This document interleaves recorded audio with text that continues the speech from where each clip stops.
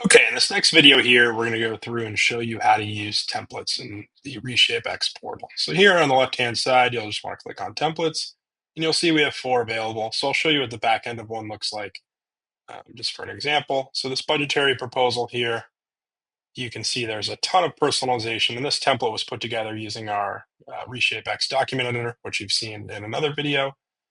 So anything in brackets will get updated either through a CRM integration, the customer, client, or contact information we have here in the ReshapeX portal, or you can just put it in manually as you go through and create the quote. So that is this template. So now let's go and see this template in action. So we'll go to a solution here, and we'll use an existing one, and we'll create a new deliverable to show you kind of the experience and how the template is powered. So we'll call this Loy's palletizing solution, and we'll use the quote template here.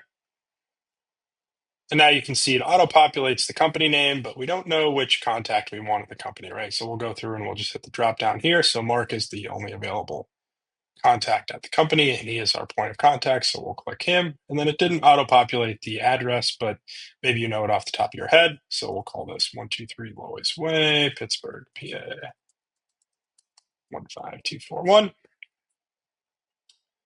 And then we'll hit next here. And then it'll automatically pull our information from the JH Turnkey side. And on the company email, we'll just add that. turnkeyautomation.com. And then we'll hit next. We'll use today's date. And then a quick project description. So this solution is for 2 robotic palletizing cells designed to stack 25-pound cases of food at a rate of 10 cases per minute within the available 20 by 20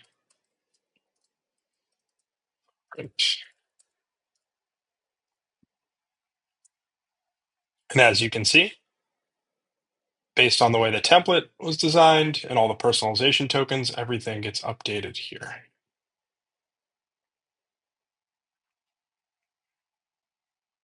And then this is where you would place your bill of materials. And then here you can just provide, 3 objectives as well. And one quick and easy way to do that is by just using provide a bulleted list of 4 benefits to robotic palletizing.